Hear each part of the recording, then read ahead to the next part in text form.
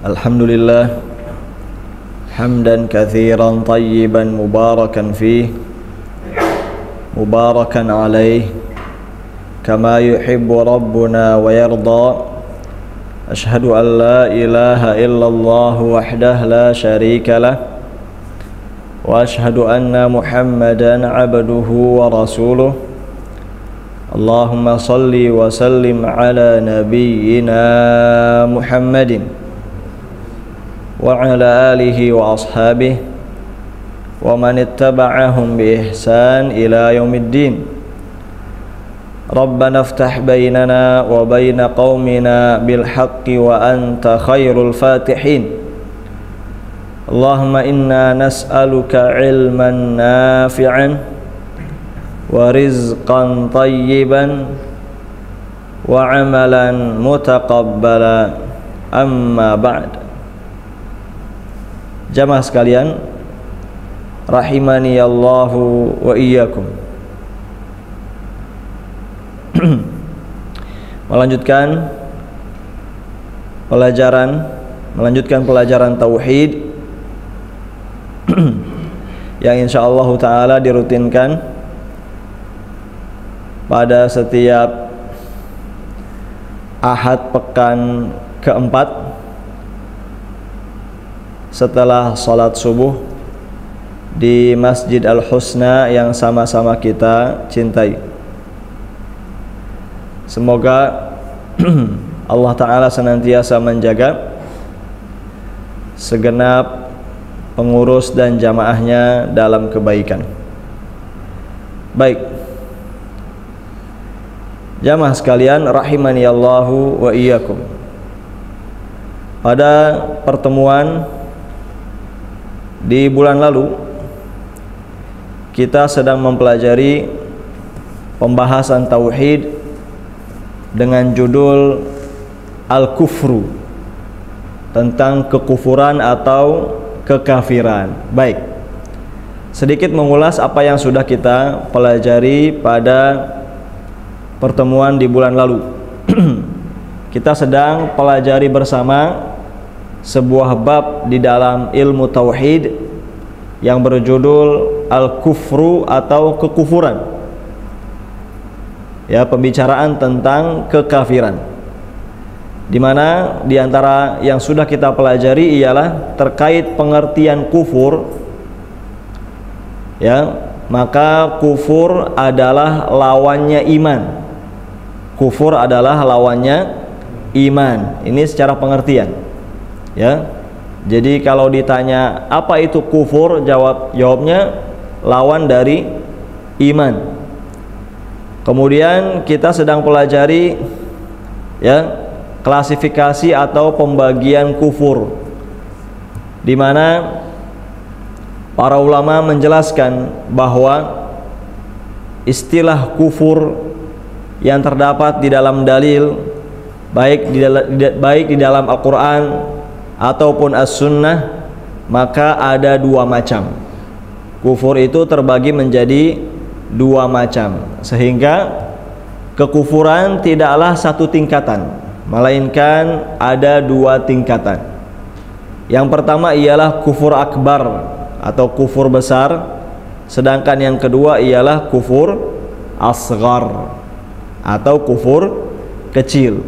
Baik, ini yang telah dijelaskan oleh para ulama, bahwa kekufuran itu tidak satu tingkatan, melainkan ada yang besar, ada yang kecil.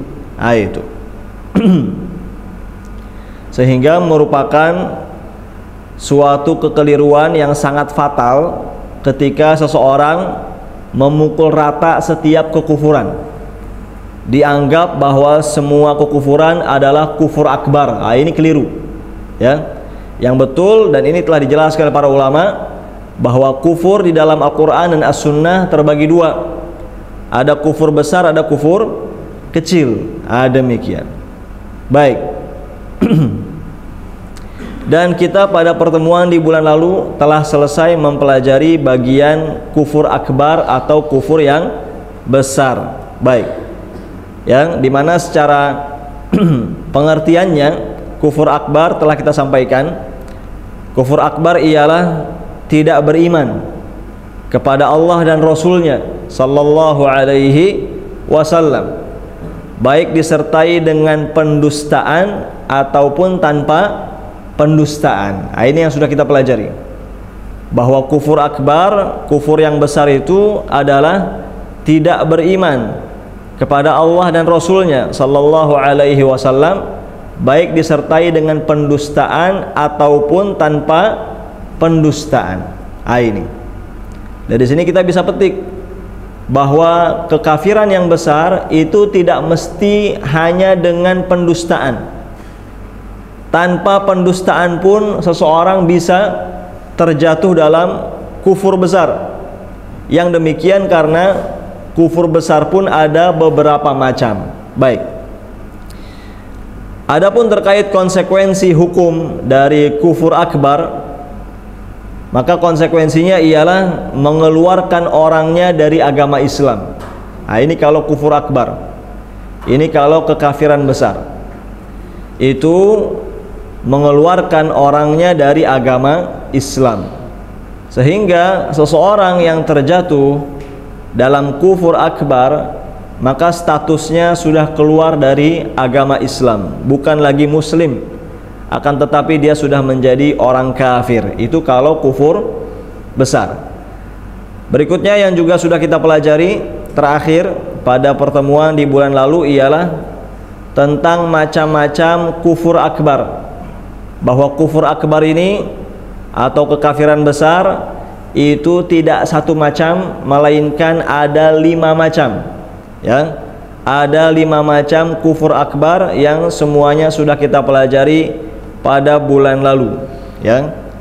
Yang pertama ialah kufur karena pendustaan. Kufur karena pendustaan. Ini macam kufur akbar yang pertama, yaitu kufur karena pendustaan. Baik, ya. Pendustaannya ini baik secara zahir ataupun batin, ya. Baik secara zahir ataupun batin. Bagaimana? Yakni seseorang berkeyakinan bahwa Rasul sallallahu alaihi wasallam telah berdusta, atau ia mendustakan ajaran yang telah dibawa oleh beliau sallallahu alaihi wasallam. Ini. Maka pendustaan seperti ini merupakan kufur akbar, yang mana orangnya keluar dari agama Islam. Ya, bagaimana tadi? Ketika ada seseorang yang berkeyakinan bahwa Nabi Muhammad sallallahu alaihi wasallam adalah pendusta, maka orang yang berkeyakinan seperti ini kafir, keluar dari agama Islam. Itu. Atau tadi dia mendustakan, tidak membenarkan suatu ajaran yang telah dibawa oleh Nabi Muhammad sallallahu alaihi wasallam. Dengan bentuk pendustaan seperti ini, maka orangnya keluar dari agama Islam. Gak boleh. Karena yang betul ialah setiap ajaran yang telah dibawa oleh Nabi Muhammad sallallahu alaihi wasallam itu semuanya wajib dibenarkan dan diimani. Dan kita sudah sampaikan dalilnya. Macam yang kedua dari kufur akbar atau kufur besar ialah kufur karena sikap enggan. Kufur karena sikap enggan dan menyombongkan diri. Ini enggan dan menyombongkan diri. Ini macam kufur akbar yang kedua, ya. Bahwa sikap enggan dan sikap menyombongkan diri ini bisa menjadikan orangnya keluar dari agama Islam. Bagaimana maksudnya? Yakni seseorang telah mengetahui kebenaran Rasul sallallahu alaihi wasallam dan ajarannya, namun ia tidak tunduk manut terhadap ajaran tersebut karena menyombongkan diri. Ini, ya. Sikap enggan dan sikap menyombongkan diri seperti inilah yang menyebabkan orangnya keluar dari agama Islam. Sudah tahu betul tentang kebenaran Nabi Muhammad sallallahu alaihi wasallam, sudah tahu betul akan kebenaran ajaran yang dibawa oleh Nabi Muhammad sallallahu alaihi wasallam, namun malah ia sikapi dengan tidak tunduk manut terhadap ajaran itu, disebabkan karena menyombongkan diri, maka sikap seperti ini menyebabkan orangnya keluar dari agama Islam. Karena yang betul ialah seorang muslim, seorang hamba yang telah tahu betul akan kebenaran Nabi Muhammad sallallahu alaihi wasallam beserta ajaran yang beliau bawa, itu mesti disikapi dengan tunduk manut terhadap ajaran tersebut dan tidak boleh menyombongkan diri di hadapan ajaran Rasulullah sallallahu alaihi wasallam. Baik. Macam yang ketiga, ya, yang juga sudah kita pelajari, di antara macam-macam kufur besar ialah kufur karena keraguan. Kufur karena keraguan. Artinya ragu saja itu bisa menjadikan orangnya keluar dari agama Islam. Kalau dia menyimpan atau memelihara sedikit saja keraguan, maka orang seperti ini kafir, keluar dari agama Islam. Hati-hati, ya. Keraguan seperti apa?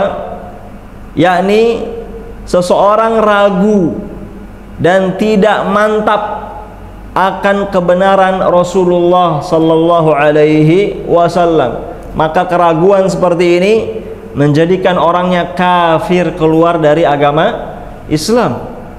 Ketika dia menyimpan sedikit saja rasa ragu, ya, dia menyimpan sedikit saja keraguan tentang kebenaran Nabi Muhammad sallallahu alaihi wasallam dan ajaran yang beliau bawa, maka keraguan seperti ini menjadikan orangnya kafir, keluar dari agama Islam. Itu karena yang betul ialah seorang hamba dia wajib yakin seyakin-yakinnya dengan keyakinan yang mantap bahwa Nabi Muhammad sallallahu alaihi wasallam itu benar dan bahwa ajaran yang beliau bawa pun benar. Ya. Kalau didustakan, ya, artinya kalau diragukan apalagi didustakan, maka orangnya kafir, keluar dari agama Islam. Hati-hati, ya, jangan memelihara sedikit pun keraguan terhadap Rasulullah sallallahu alaihi wasallam dan ajaran yang beliau bawa, ya.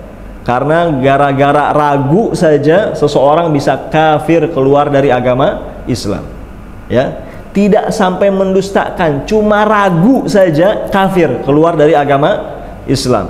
Karena keimanan itu tidak menerima keraguan. Kita ulang, keimanan itu tidak menerima keraguan. Itu keimanan itu harus yakin, seyakin-yakinnya. Macam yang keempat yang juga telah kita pelajari dari macam-macam kufur akbar ialah kufur karena berpaling total. Kufur karena berpaling total dari agama Islam, ya. Ini juga macam kufur akbar yang jelas-jelas berbahaya, yaitu sikap berpaling total dari agama Islam. Maka kalau ada orang yang seperti ini, ya, dengan demikian dia menjadi kafir, keluar dari agama Islam, ya. Demikian. Berpaling seperti apa? Yakni seseorang berpaling dari segala ajaran Rasul sallallahu alaihi wasallam dengan pendengaran, dengan hati dan pengetahuannya. Ini sikap berpaling seperti inilah yang menjadikan orangnya kafir, keluar dari agama Islam. Itu dia tutup pendengarannya, dia tutup hatinya, dia tidak mau mengetahui, ya, ajaran yang telah dibawa oleh Nabi Muhammad sallallahu alaihi wasallam, maka sikap berpaling seperti ini menjadikannya kafir, keluar dari agama Islam. Itu dan tidak ada gunanya lagi klaim dia sebagai orang muslim, ya.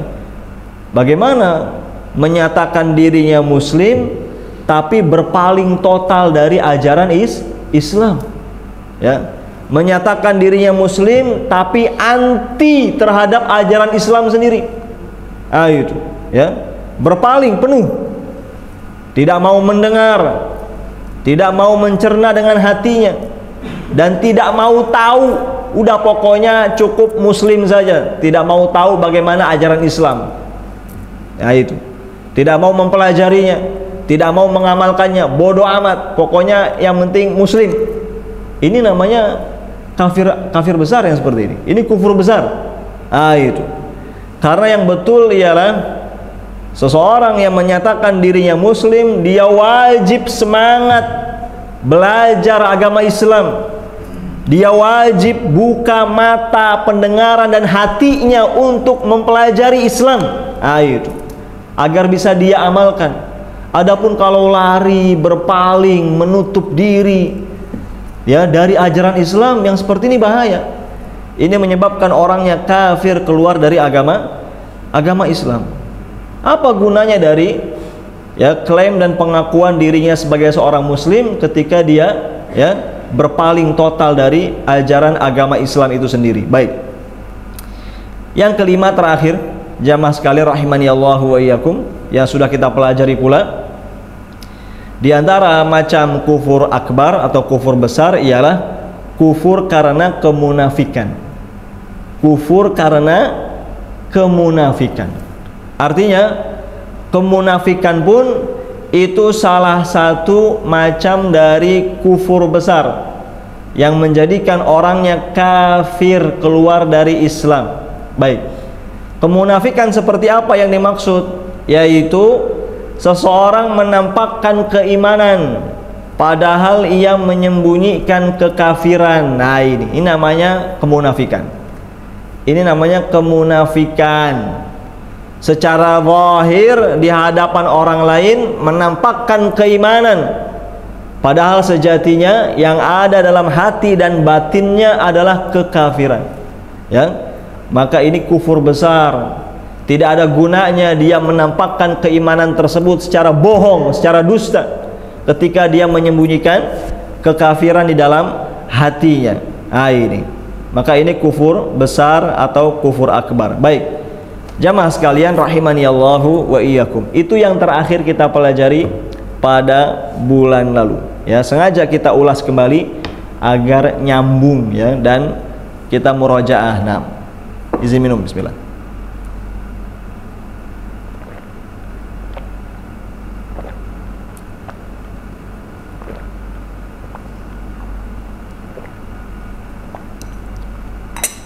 Baik jamaah sekalian rahimani Allahu wa iyyakum. Sekarang kita beralih kepada macam kufur berikutnya. Ya, klasifikasi atau pembagian kufur yang kedua yaitu kufur asghar. Kufur asghar alias kufur kecil, ya. Kalau tadi kita sudah beres menyebutkan kufur akbar, ya. Yaitu kufur besar. Tadi kufur besar ada berapa macam? Ada 5 tadi. Kufur besar tadi ada 5 macam, ya, yang mesti kita ingat-ingat dan kita waspadai. Kufur besar ada 5 macam. Coba diulang. Yang pertama, pendustaan. Ya, karena pendustaan. Yang kedua, apa lagi? Sikap enggan dan menyombongkan diri. Yang ketiga, karena keraguan. Yang keempat, karena berpaling total dari ajaran Islam. Yang kelima, kemunafikan. Ini kufur besar. Baik, sekarang kita pelajari kufur kecil. Kufur asghar atau kufur kecil, pengertiannya ialah setiap dosa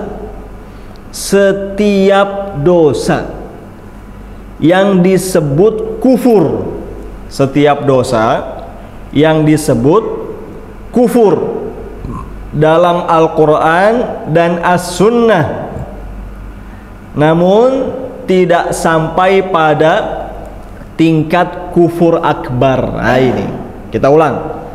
Pengertian kufur kecil atau kufur asghar ialah setiap dosa yang disebut kufur dalam Al-Quran dan As-Sunnah, namun tidak sampai pada tingkat kufur akbar. Ini namanya kufur asghar, ya. Artinya seseorang yang membaca ayat-ayat Al-Quran dan seseorang yang membaca hadis-hadis Nabi Sallallahu Alaihi Wasallam, dia akan dapati, dia akan temukan sejumlah dosa yang di dalam dalil disebut dengan sebutan kufur. Nah, itu. Hanya saja kekufuran ini tidak sampai pada tingkatan kufur besar. Nah, itu. Nah, ini nih. Baik. Timbul pertanyaan, tahu dari mana kalau dosa tersebut kufurnya kufur kecil, bukan kufur besar?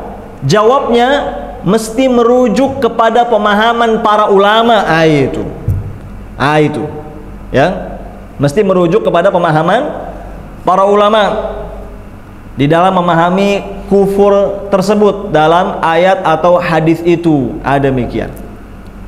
Dari sini kita bisa petik pelajaran atau petik faidah bahayanya belajar agama otodidak. Nah, itu bahaya belajar agama cuma otodidak, cuma baca sendiri tanpa berguru. Nah, itu agama ini diwariskan dari guru ke murid dan seterusnya. Itu cara belajar agama yang betul begitu, menimba ilmu kepada guru, menerima penjelasan dari guru. Demikian, bukan cuma sekedar baca sendiri. Demikian.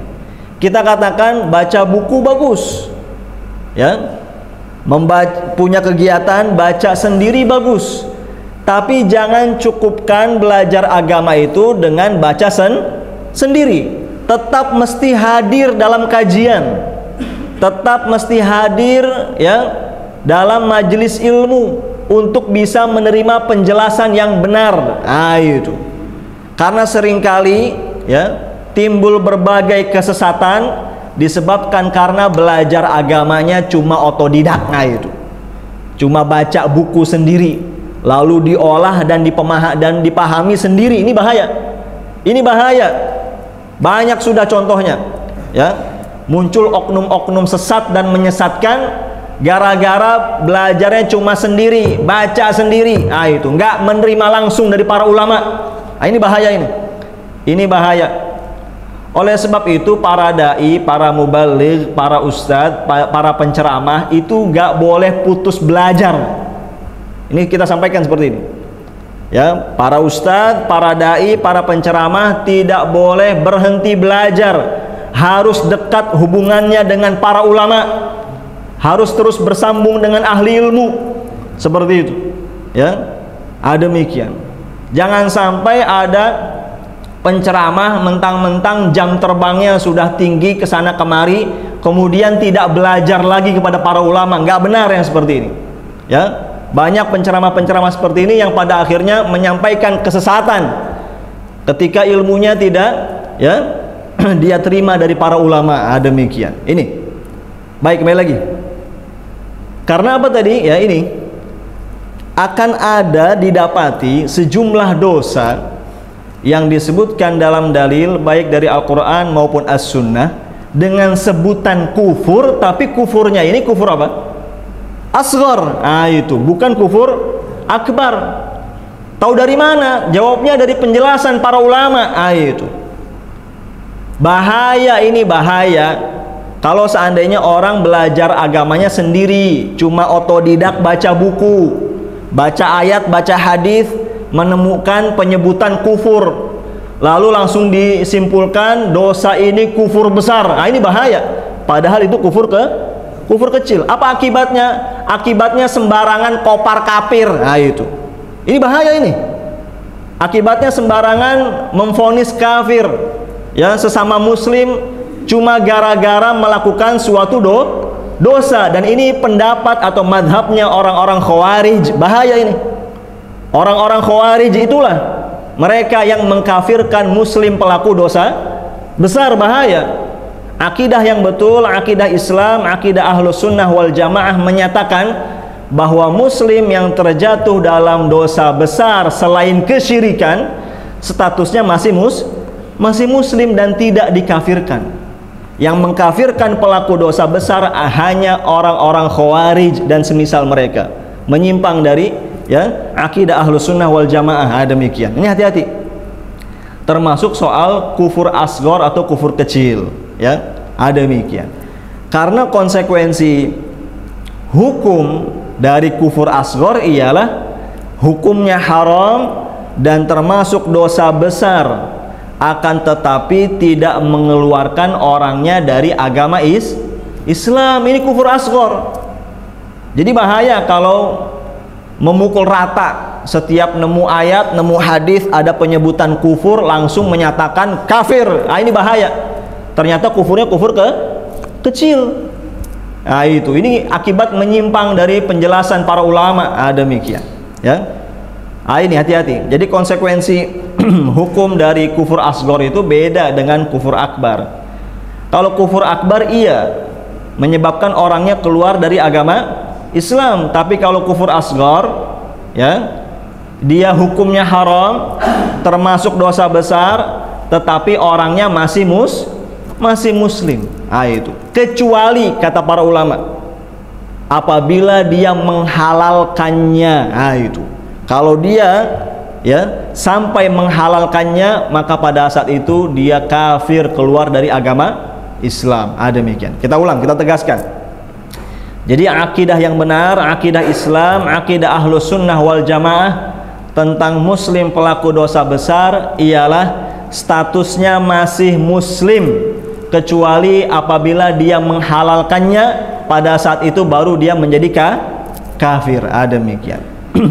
Baik, jamaah sekalian rahimani Allahu wa iyyakum. Nah, sekarang kita akan sebutkan beberapa contoh kufur asghar atau kufur kecil. Ini kita sebutkan di sini ada sekitar 5 contoh.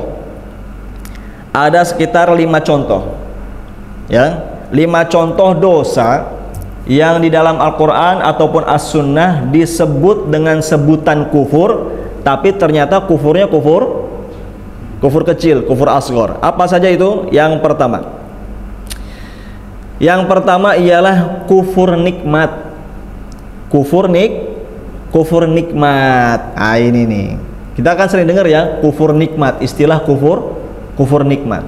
Yakni kalau ada muslim dia kufur nikmat, apakah muslim ini lantas dikafirkan? Jawabnya tidak, ini masih muslim.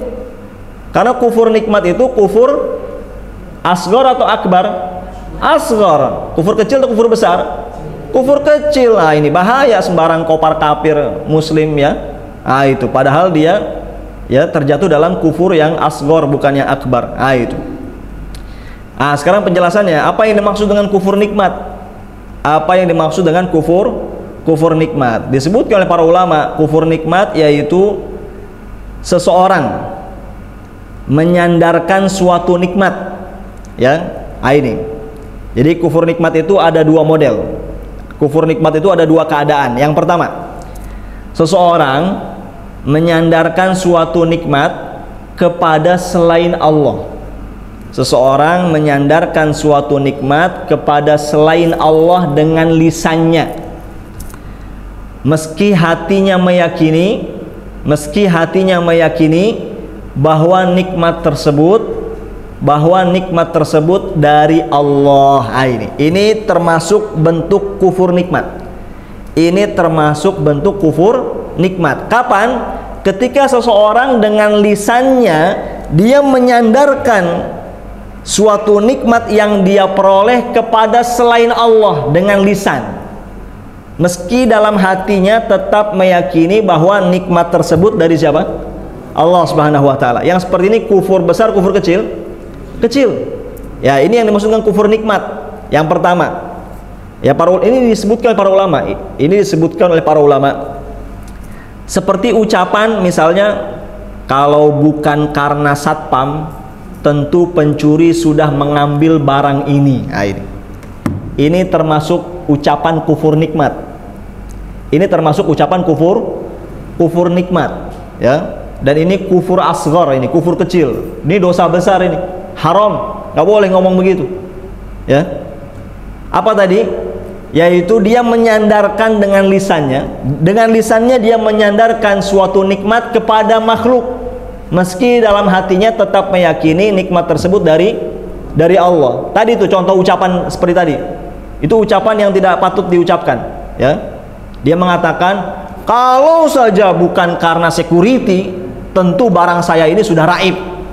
Ah, itu. Nah, ini ucapan yang tidak boleh seperti ini, ya. Itu barang dia tetap aman, terjaga, itu dari Allah, itu nikmat dari Allah. Demikian, ya. Sehingga tidak boleh dengan lisannya dia menyandarkan nikmat tersebut kepada makhluk. Terus bagaimana yang betul? Yang betul adalah dengan mengucapkan alhamdulillah, semuanya berkat nikmat dari Allah, sehingga barang saya tidak hilang. Itu. Atau kata para ulama, paling tidak mengucapkan, ya, dengan mengucapkan kalau saja bukan karena Allah, kemudian security. Itu menggunakan kata kemudian atau thumma, kemudian. Dia mengatakan kalau saja bukan karena Allah, kemudian satpam, tentu barang saya sudah hilang. Yang seperti ini boleh, ya. Yang tidak boleh tadi, ya, dia sandarkan nikmat tersebut kepada makhluk dengan lisannya, ya, tanpa mengaitkan Allah Subhanahu wa ta'ala, nggak boleh. Yang betul dengan mengatakan alhamdulillah, ya, barang saya aman, semua berkat nikmat Allah, gitu. Demikian. Atau paling tidak minimal tadi, kalau bukan karena Allah, kemudian satpam, itu niscaya barang saya sudah hilang. Ini termasuk, ya, contoh dosa, ya, yang dilakukan oleh lisan, ya, ucapan. Itu. Baik. Itu bentuk pertama kufur nikmat. Kita ulang, ya.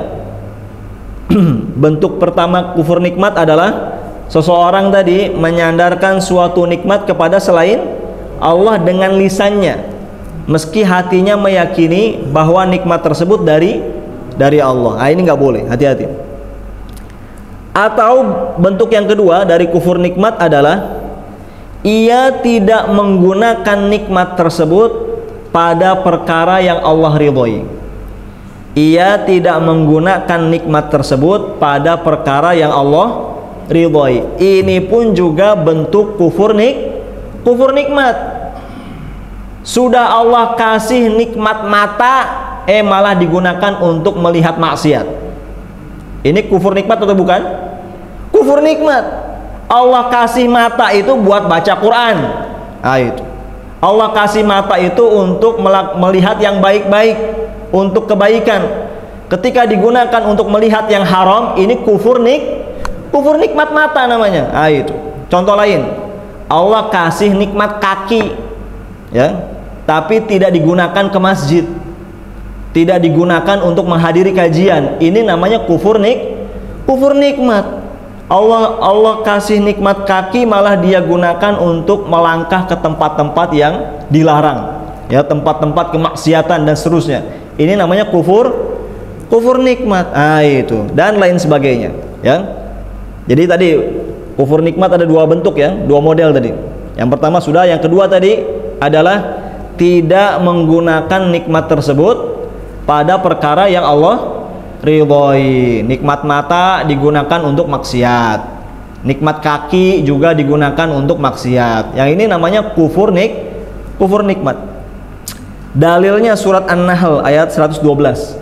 An-Nahl ayat 112. Ya. An-Nahl ayat 112. Dalam ayat tersebut Allah Ta'ala berfirman, wa daraballahu mathalan qaryatan kanat aminatan mutmainnah. Allah telah membuat suatu perumpamaan. berupa suatu kampung ya atau suatu negeri yang dahulunya aman sentosa, aman tentram, ya'tiha rizquha ragadan min kulli makan, yang mana rezekinya datang ke kampung atau negeri tersebut ya dengan melimpah ruah dari segala tempat, dari segala penjuru.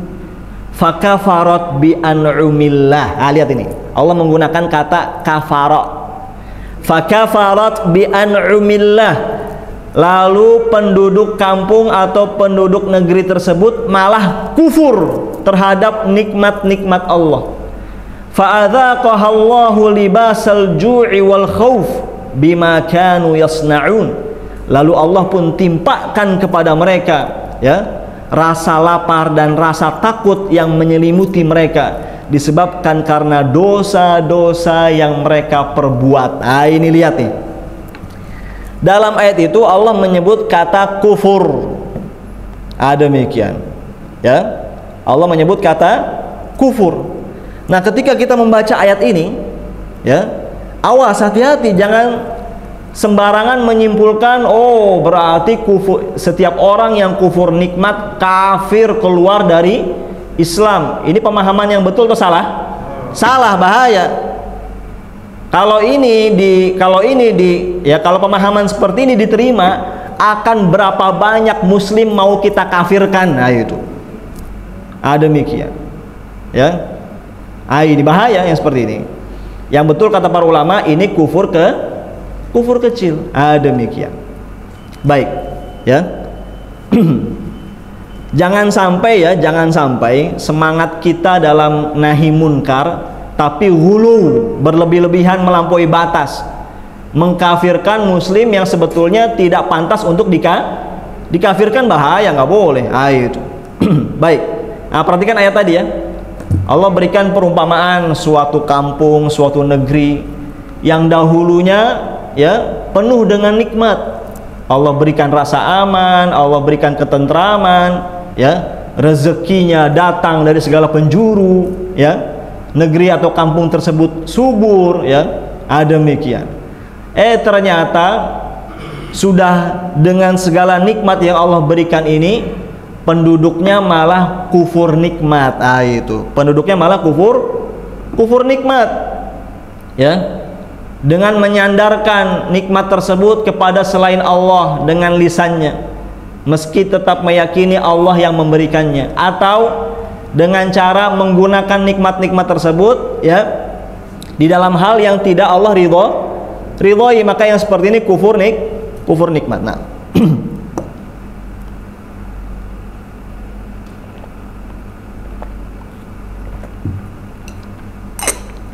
lihat apa akibatnya tadi di penghujung ayat. Gara-gara kufur nikmat, akhirnya Allah timpakan kepada mereka bencana berupa rasa lapar dan rasa takut. Tuh, gara-gara dosa yang mereka perbuat. Nah, ini pelajaran dan waspada bagi kita. Alhamdulillah telah begitu banyak nikmat yang Allah karuniakan kepada kita di negeri ini, ya. Nikmat aman, ya. Demikian, nikmat rezeki dan lain sebagainya. Ini nikmat besar yang kita rasakan sampai detik ini di tempat tinggal kita, di negeri kita. Demikian. Kalau kita sikapi dengan dosa dan kemaksiatan, hati-hati. Bisa-bisa Allah ganti nikmat tersebut dengan musibah malapetaka. Demikian, disebabkan karena penduduknya kufur nikmat. Baik. Jamaah sekalian rahimani Allahu wa iyyakum. Yang kedua, kufur ya, diantara macam kufur asghar ialah kufur terhadap hak suami. Kufur terhadap hak suami dan kebaikannya. Ini di dalam dalil disebut juga dengan kufur. Lantas apakah setiap istri yang seperti ini langsung dikafirkan? Jawabnya tidak. Ini kufurnya kufur apa? Asghar. Itu. Demikian. Kalau ini dianggap kufur akbar, akan berapa banyak istri mau kita kafirkan? Itu. Ya. Demikian. Orang seringkali ya mengingkari kebaikan dan jasa suami. karena satu kesalahan dan semisalnya. Itu disebutkan di sini ada hadis ya. Ada hadis yang sahih diriwayatkan oleh Al-Bukhari dan Muslim. Rasulullah sallallahu alaihi wasallam bersabda, "Uritun nar." Aku pernah diperlihatkan neraka. Fa idza aktsaru ahlihan nisa. Tiba-tiba aku dapati mayoritas penghuni neraka adalah nisa. Apa? Kaum wanita. Nah, ini ibu-ibu perhatikan, ibu-ibu. Perhatikan ya.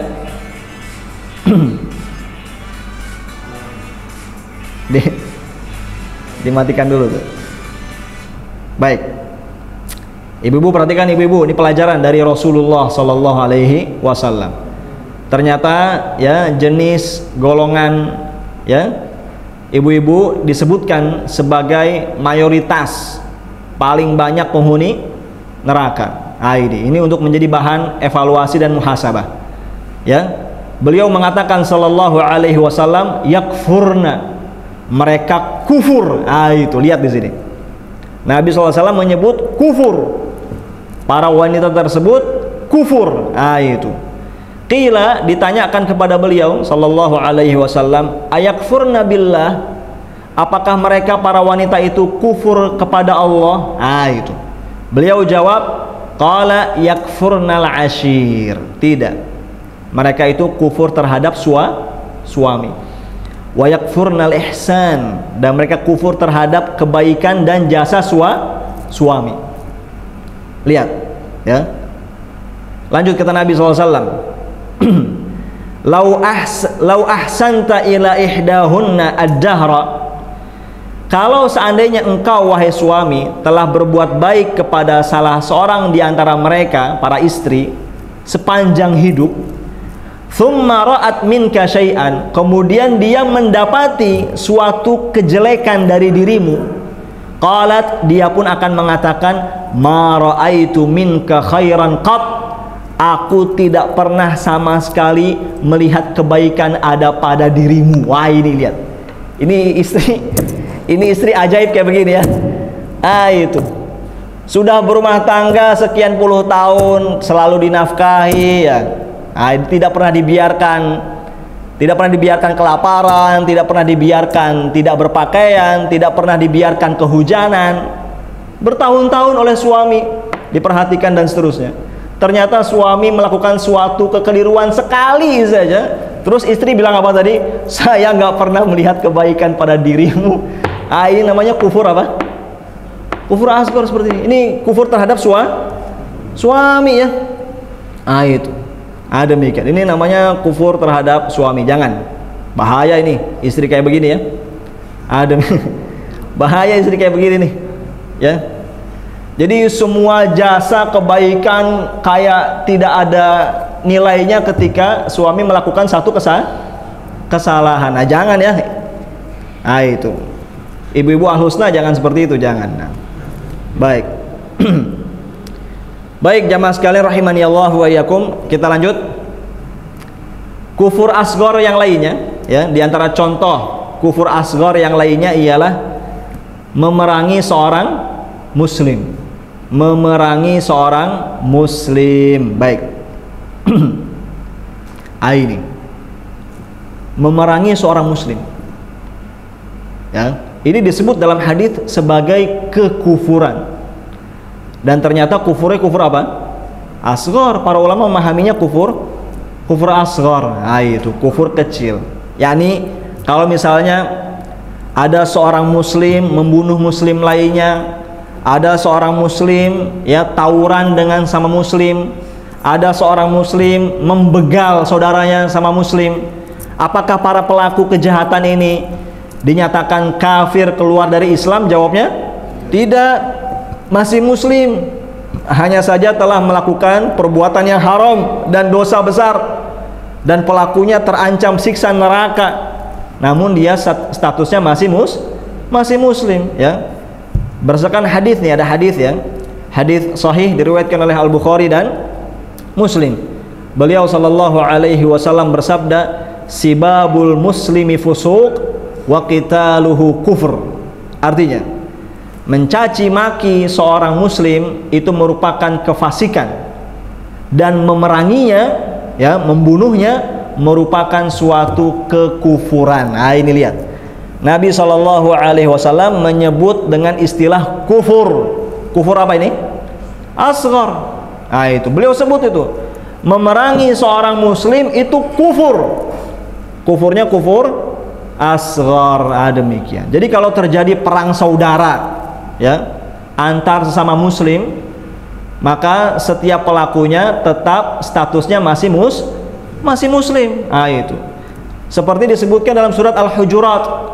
Dalam surat Al-Hujurat Allah Ta'ala berfirman, wa in ta'ifatani minal mu'minina qtatalu fa aslihu bainahuma. Allah Ta'ala berfirman, ya, jika ada dua kelompok atau dua golongan minal mu'minin, dari orang-orang yang beriman. Lihat, Allah masih nyebut mereka orang-orang yang beriman. Jika ada dua kelompok dari orang-orang yang beriman, iqtatalu, mereka saling perang. Mereka saling perang, saling bunuh, saling bawa golok. Nah, itu. Allah katakan apa? Fa aslihu bainahuma, maka islahkanlah di antara mereka berdua. Nah, itu. Islahkanlah di antara keduanya. Ya, itu jadi dalil Ahlus Sunnah wal Jamaah bahwa pelaku dosa besar itu masih muslim. Itu membunuh muslim dosa besar bukan? Dosa besar. Dosa besar. Tapi Allah masih sebut mereka sebagai kaum mukminin. Menunjukkan berarti pelaku dosa besar masih muslim. Demikian. Itu. Tadi, ya, hanya sekte kelompok Khawarij saja, ya, dan semisalnya yang punya keyakinan bahwa pelaku dosa besar kafir. Ini kesesatan, ya, karena telah menyalahi ayat tadi di surat Al-Hujurat. Allah sebut, ya, mereka saling perang, saling bunuh, tapi Allah masih sebut minal mu'minin. Itu menunjukkan berarti pelaku dosa besar tidak kafir, masih muslim. Baik. Yang keempat, jamaah sekalian rahimani Allah wa iyyakum, yang keempat di antara contoh kufur asghar, ya, di antara contoh dosa dalam dalil disebut kufur, tapi kufurnya kufur asghar, yaitu mencela garis keturunan. Mencela garis keturunan dan meratapi orang mati, ya, dan meratapi orang mati. Ini termasuk contoh perbuatan dosa, hukumnya haram, termasuk dosa besar, bahkan disebut dengan sebutan kufur, meski kufurnya kufur kecil. Apa itu? Mencela garis keturunan. Hati-hati nih, ya, hati-hati. Nyenggol atau nyinggung garis keturunan orang lain, dicela, direndahkan, ini nggak boleh, dosa ini haram, dosa besar, bahkan disebut kufur oleh Nabi SAW, meski kufurnya kufur apa? Kufur asghar, kufur kecil. Atau ya tadi yang kedua, termasuk juga contohnya adalah melakukan niyahah, yaitu meratapi orang yang sudah mati, ya, meratap orang yang sudah meninggal dunia, ya. Seperti apa? Seperti menyebut-nyebut kebaikannya dengan berteriak. Itu. Ini namanya meratap, ya. Demikian. Disebut-sebut kebaikannya dengan teriak-teriak, ya, dan semisalnya. Ini termasuk meratap, ya. Dan ini merupakan, ya, kebiasaan orang-orang jahiliyah dahulu. Ketika ditinggal meninggal oleh orang yang dicintainya, mereka sikapi dengan meratap, nangis gerung-gerung. Itu, ya. Tampar-tampar pipi, jambak-jambak rambut, sobek-sobek baju, ya. Itu. Kalau seperti ini namanya niyaha, meratap, hukumnya boleh atau tidak? Tidak boleh yang seperti ini. Ini haram, dosa besar, bahkan termasuk kufur asghar. Demikian, ya. Yang betul seorang muslim itu ketika ditinggal meninggal oleh orang yang dia sayangi, dia mengucapkan kalimat istirja', yaitu inna lillahi wa inna ilaihi raji'un. Sesungguhnya kita semua ini adalah milik Allah dan kita semua nanti cepat atau lambat akan kembali kepadanya. Itu muslim. Nangis boleh, sedih boleh, tapi kalau sampai meratap tadi itu tidak boleh, nggak boleh. Ada demikian.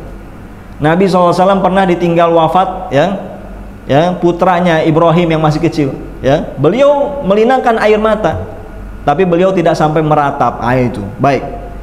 Lihat dalilnya di sini. Ada hadis yang sahih, diriwayatkan oleh Imam Muslim. Baginda Rasul sallallahu alaihi wasallam bersabda, "Itsnatani finnas huma bihim kufrun." Artinya, ada dua perkara yang ada pada manusia, keduanya pada mereka merupakan kufrun, kekufuran. Lihat di sini. Nabi sallallahu alaihi wasallam menyebut itu dengan sebutan apa? Kufur. Itu. Dan para ulama memahaminya ini kufur apa? Kufur asghar. Demikian. Bahaya kalau tiap baca ayat, baca hadis nemu kata kufur langsung kufur besar. Tak dulu. Rujuk dulu bagaimana tafsir para ulama, bagaimana syarah penjelasan ulama, baru menyimpulkan. Itu. Ini orang-orang yang akan menimbulkan kerusakan dalam memahami dalil. Baik. Apa dua perkara itu? Yang pertama kata beliau sallallahu alaihi wasallam, at-ta'nu fin nasab, mencela nasab. Itu. Yang kedua, wan niyahah 'alal mayyit.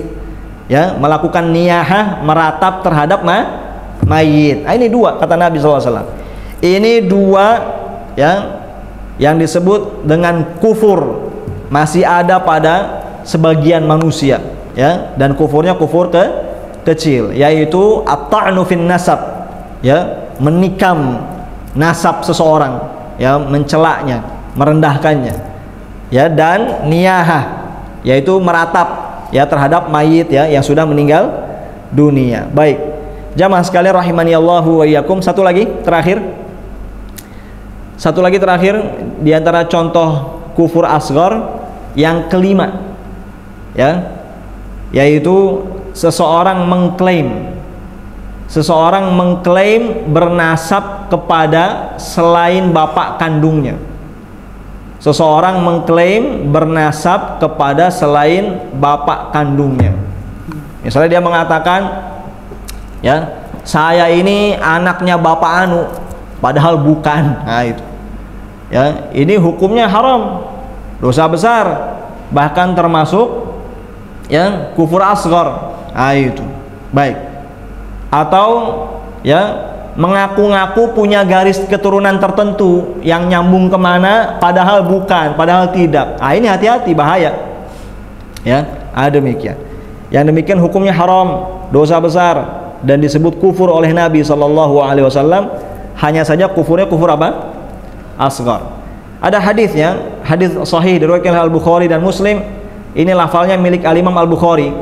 Nabi sallallahu alaihi wasallam bersabda, "Laisa min rajulin idda'a li ghairi abihi wa huwa ya'lamuhu illa kafar."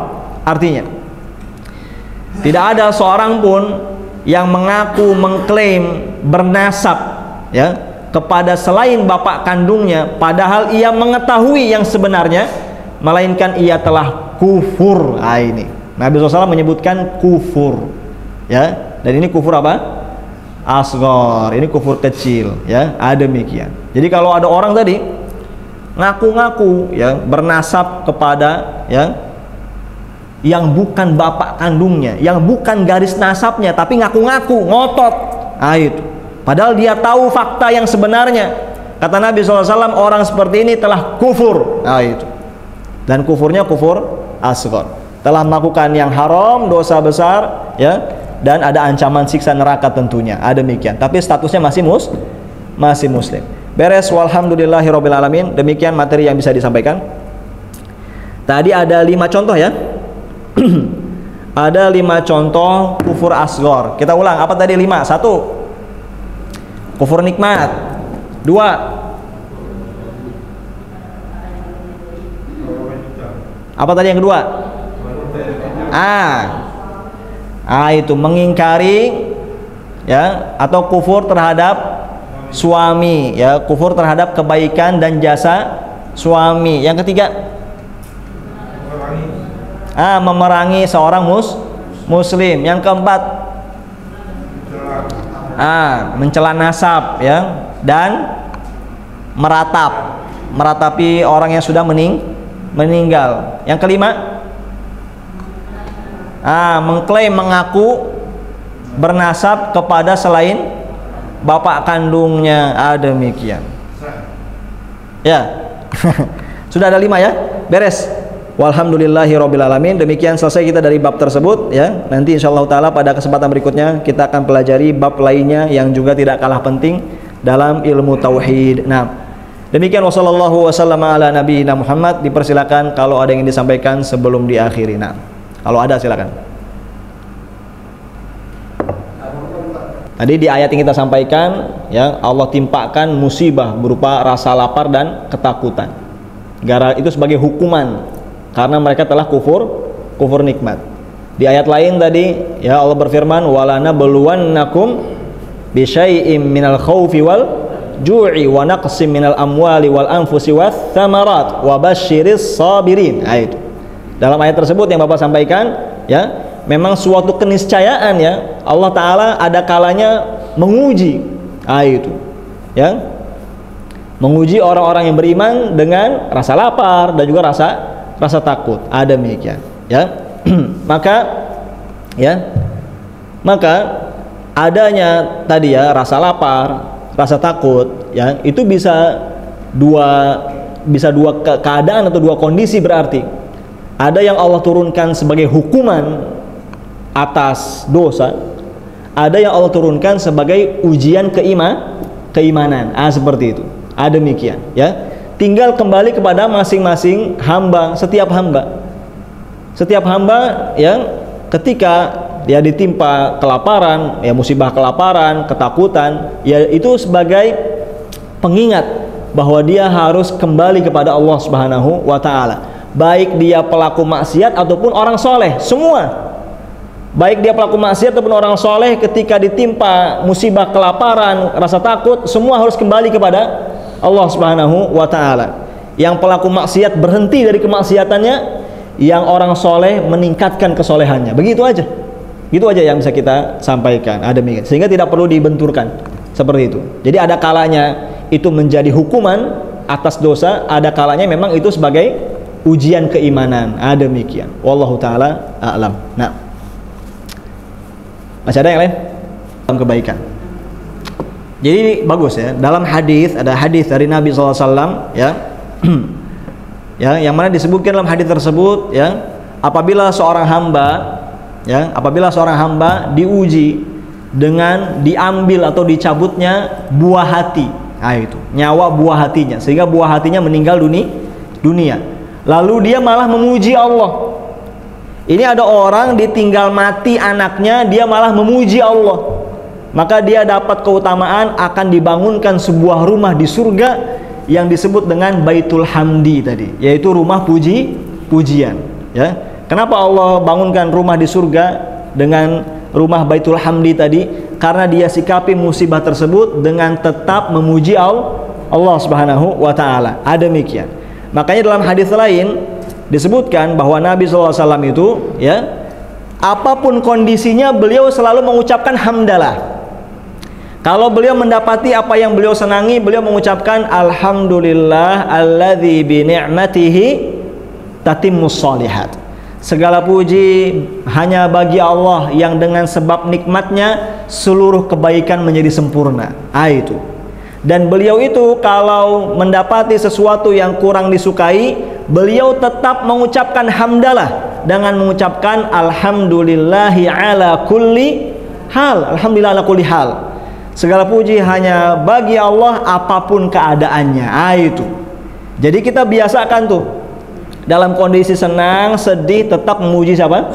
Allah Subhanahu wa Ta'ala. Demikian ya. Termasuk contohnya tadi itu, ditinggal meninggal buah hati ya, jangan lupa tetap memuji Allah Subhanahu wa Ta'ala. Tadi ibu pertanyaannya bagaimana menggabungkannya ya dengan istirja. Jawabnya perkaranya bebas ya, perkaranya luas, bebas ya, mau hamdalah dulu atau istirja dulu, yang penting dua-duanya disebut. Seperti itu ya. Kita ucapkan hamdalah supaya Allah bangunkan rumah di surga. kita ucapkan istirja supaya Allah ganti dengan yang lebih baik. Itu. Demikian. Jadi dua-duanya diucapkan, adapun urutannya bebas, tidak ada dalil yang menjelaskan mana yang lebih dulu. Demikian. Wallahu taala a'lam. Nah, jadi bukan mencak-mencak ya, marah-marah ya, memaki-maki Allah dan seterusnya. Bukan. Muslim itu selalu memuji Allah Subhanahu wa taala, senang maupun sedih. Itu. Masih ada yang lain?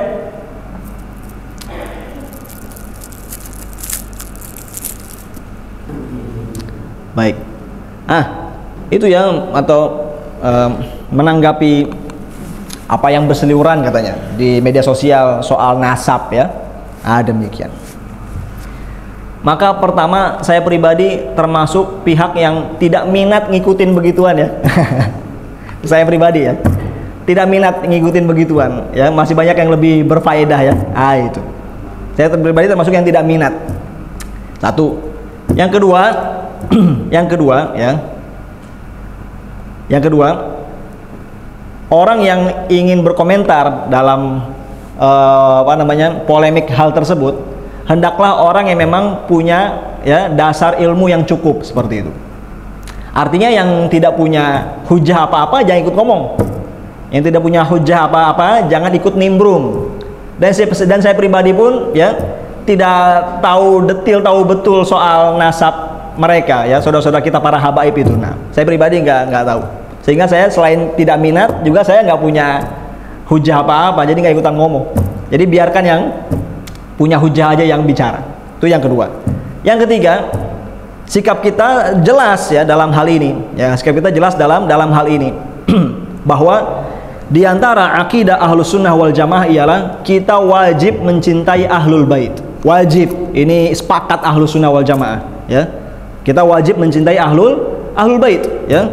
Jadi setiap orang yang memang telah tetap ya ada garis keturunan sampai kepada Rasulullah sallallahu alaihi wasallam ya, status dia bisa menjadi Ahlul Bait dan kita wajib mencintainya. Wajib kita cintai, wajib kita berloyalitas kepadanya, wajib kita hormati dan seterusnya. Wajib kita muliakan. Ini saya sampaikan jawaban secara global. Kita wajib mencintai Ahlul Bait, gak boleh memusuhi dan tidak boleh ya menyakiti dan merendahkan. Ahlul Bait wajib dicintai karena itu wasiat Rasulullah sallallahu alaihi wasallam. Baik. Nah, berikutnya poin selanjutnya adalah ya tinggal masing-masing yang mengaku sebagai Ahlul Bait membuktikan ya secara benar, secara ilmiah bahwa pengakuannya memang betul ke sana. Demikian. Karena tadi itu kalau cuma sekedar klaim ternyata tidak, padahal dia tahu faktanya bagaimana, dosa besar tadi, kufur kata Nabi SAW. Nggak boleh. Makanya ini peringatan ya, peringatan juga sebagai pengingat ya bagi sebagian mereka seperti itu. Hati-hati juga. Udah jujur aja kalau memang bukan keturunan, ngaku aja saya orang biasa, gitu aja, apa susahnya? Kadang gara-gara sudah kadung susah meralat itu kadang. Itu. Belum lagi kalau udah jadi omset pemasukan, udah susah. Itu ya. Jadi itu aja. Jadi kita wajib mencintai Ahlul Bait dan kita ingatkan tadi ya. Bagi memang yang mengaku Ahlul Bait ya silakan buktikan seperti itu. Demikian. Dan juga kalau memang tidak terbukti ngaku aja udah. Itu nyari selamat di akhirat. Yang ketiga, keyakinan kita sebagai Ahlus Sunnah wal Jamaah ialah ya bahwa sekalipun seseorang itu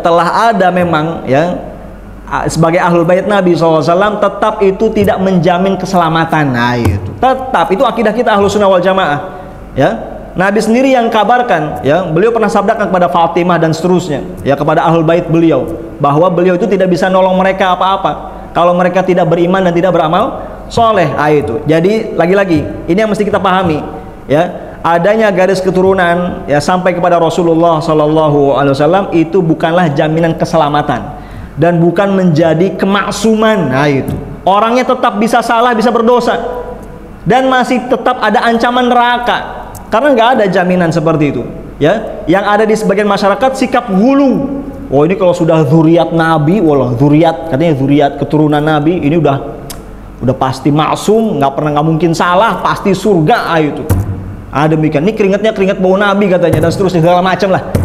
Ini gulu berlebihan, jangan. Ya, jadi kita cukup mencintai mereka, ya, tapi tidak sampai gulu, ya. Ya, mereka tidak maksum, mereka pun juga, ya, tidak ada jaminan pasti surga. Ada demikian. Itu saja sederhana, udah nggak usah ribut. Ada demikian. Seperti itu. Tadi saya sampaikan ya, yang nggak punya hujah apa-apa jangan ikut ngomong sudah. Dan saya sarankan, saya nasihatkan untuk kita-kita ini orang biasa ya, nggak usah ngikutin konten-konten begituan. Yang lain aja. Masih banyak ya, masih banyak kajian akidah, masih banyak ya, adab akhlak masih banyak, ribut ngurusin begituan ya. Itu wallahu alam. Nah, ya, apa lagi, masih ada ya, silakan. Itu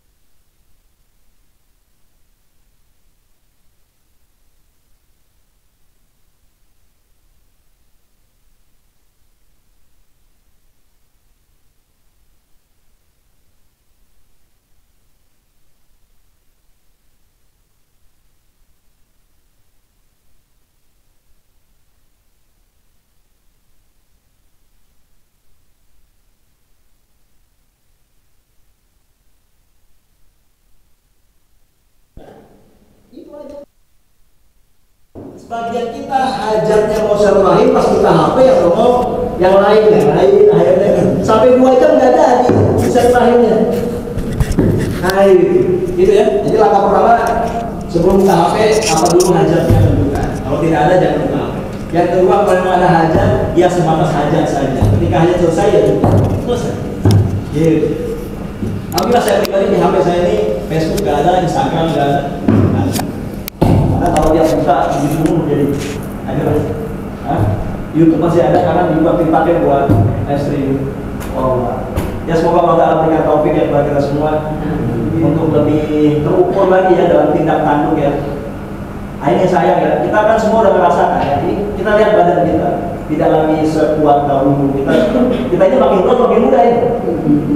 Makin tua makin muda, makin tua. Ini kematian ini mendekat atau menjauh? Mendekat. Ayo udah sayangi lagi ya, dengan yang bermanfaat aja. Olahraga aja, pingpong, sepeda, macam-macam pada main HP ada nih. Berdoa wassalamualaikum warahmatullahi wabarakatuh. Subhanallah bihamdik asyhadu an la ilaha illa anta astaghfiruka wa atubu ilaik. Wassalamualaikum warahmatullahi wabarakatuh.